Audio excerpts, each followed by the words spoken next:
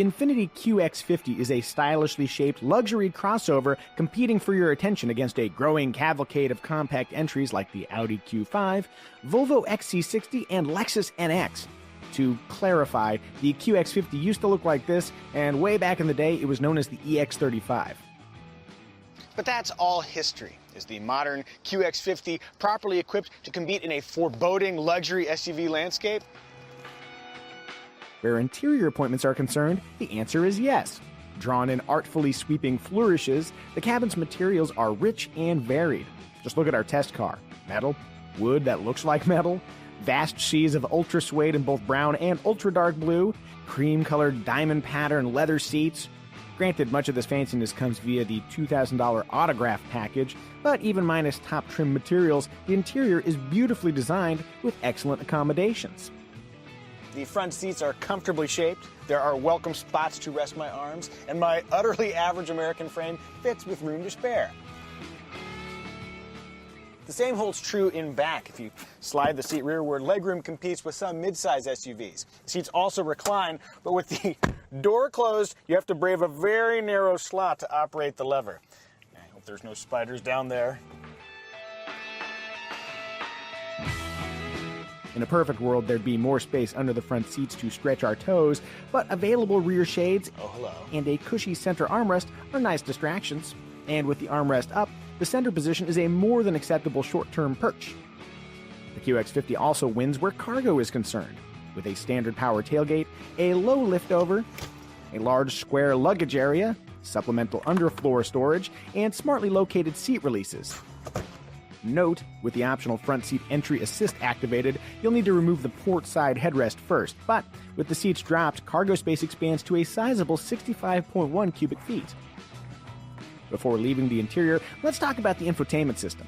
It features an upper 8-inch touchscreen used primarily for parking and navigation, and a lower 7-inch touchscreen for climate, entertainment, and app control, along with a few buttons on the dash and a knob near the shift lever. Given the less than intuitive, decentralized layout, this is the kind of interface that's best explored and understood while the vehicle is parked. Experience will help smooth any interface challenges, but a more vexing issue is the lack of Apple CarPlay and Android Auto compatibility, at least at the time this video was made. If you're watching this video in the future and Infiniti has figured out how to impart the QX50 with modern smartphone integration like virtually every other car maker, please ignore my annoyed face. One particularly interesting aspect of the Infiniti QX50 is its 2-liter turbocharged engine. That VC stands for variable compression. Using an electric motor and multi-link arms, the engine can collectively raise or lower the pistons, changing the compression ratio from 8:1 to an efficient 14:1 as demands require. The result is ample power and impressive fuel economy. Adding all-wheel drive for $1,800 drops that rating by a measly 1 highway mpg. And yet, with all that engine tech, power delivery is uneven. Even with a very steady right foot, the QX50 delivers surging waves of acceleration. If we must apportion blame, let's direct it to the continuously variable transmission. For maximizing performance and efficiency, a CVT's infinite seamless ratios are great, but in this case, the CVT tries to emulate automatic transmission gear changes with less than stellar results. On a more positive note, mash the throttle and acceleration to 60 from a standstill takes a reasonable 6.5 seconds or so. Acceleration aside, the QX50 is a quiet, smooth-riding, fine-driving machine. On the safety front, forward collision warning with automatic emergency braking comes standard, but Infiniti also offers Pro Pilot Assist, a suite of technologies including full-speed dynamic cruise control, lane departure warning, and backup collision intervention.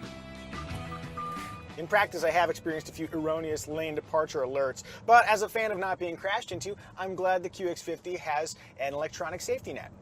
For all the other drivers, not me, I bring my A game to this driving stuff.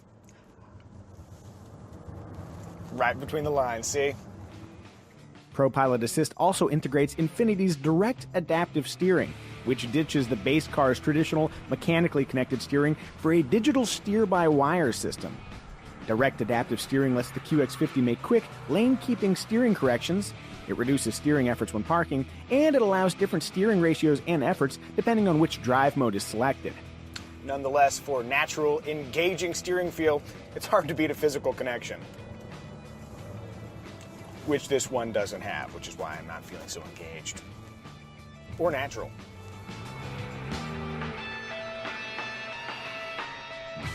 If you're building a consideration list, you might want to include the quicker but pricier Audi Q5, the striking Cadillac XT5, the generally lovely Mercedes-Benz GLC, or maybe the more efficient Lexus NX 300h Hybrid.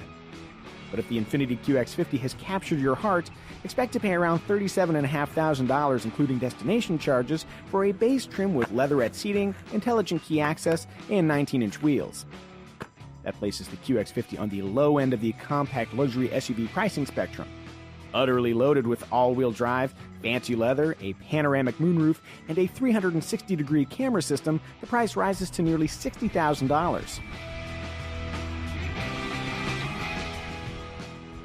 Both inside and out, the Infiniti QX50 brings a metric ton of style to the luxury SUV space. Is it perfect? No. But if you've got flaws, it helps to be pretty.